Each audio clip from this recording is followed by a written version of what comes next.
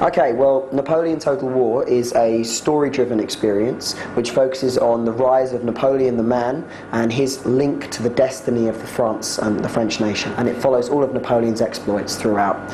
And you get the chance to play that as Napoleon in a kind of a combination of real-time and turn-based strategy. Napoleon was a really kind of interesting sort of departure for us in terms of telling a story. We needed somebody that allowed us to have an individual narrative and at the same time told the story of a nation, told the story of an era. And of course Napoleon is one of the more recent examples. He had an entire era named after him, the Napoleonic era. So, you know, he was a fairly natural choice to bring together the idea of telling an individual story and the Total War experience. Well, the way that the campaign works is it's structured into 3 separate full campaigns. So you start out with the Italian campaign, where you take charge of the kind of newly republicanized French military.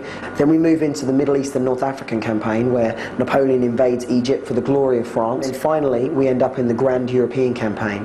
And here we see that Napoleon is the emperor of all of France. He's hugely powerful, but he's hated by pretty much every other nation in Europe. There's also a final mode, which is the campaigns of the coalition. And that allows you to play as the coalition nations in the Grand European theatre against Napoleon. Well, Napoleon comes with more than 355 units out of the box. Because of the more limited number of factions we've got this time around, you've got a really deep kind of unit tree for all of the different factions. Playing as France, of course, you get access to the elite Revolutionary Guard. You might recognise units like the Black Watch from Britain, or indeed the Black Brunswickers that fought against Napoleon in Waterloo. You also find nations such as Russia developing, so right down to the level of units that came from individual towns or, you know, specific regiments. We've got that kind of level of detail in the game, so there's a real huge variety for players to play with and against. On the single-player side, you'll find that the campaign turn times have been changed, which results in a lot more strategy. You've now got the ability to loot settlements as well as to occupy them.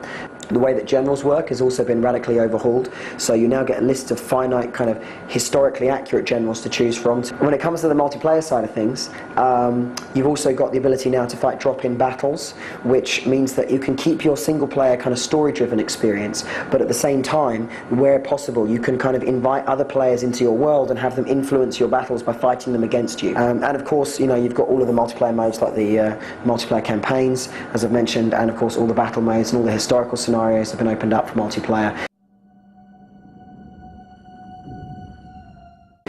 Well, the Napoleon engine is the evolution of the technology that we've begun working on many years ago, so it's basically been pushed to the point where now we can do kind of very, very realistic weather and lighting effects. So you'll see things like snow blizzards and sandstorms. All of these things will interact with and affect the troops. The level of unit detail has been massively increased, right down to the point where we can get 64 different facial types per unit actually in the campaign itself. So you'll see loads and loads of different variety in that sense. In addition to that, you'll find that we've got new mechanics and stuff on the technology side which allow us to do stuff like motion blurring and shock waves when the shells go off and all of these kind of things. So yeah, there's definitely a lot of eye candy to be seen in the new engine.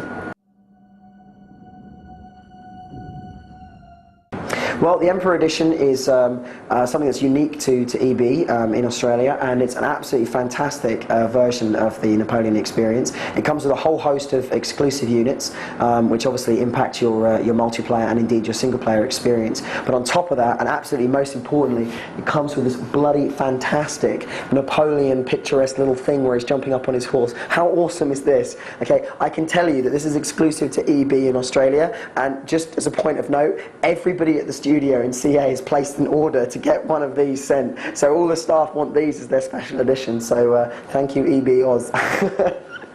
Oh yeah, you get a journal too. That's pretty awesome too. So yeah, there's a huge amount to be had in this edition. It's absolutely fantastic, and I heartily recommend it. Well, you guys are set for the worldwide release with the rest of us, and in February 2010. So it's really scarily not that far off.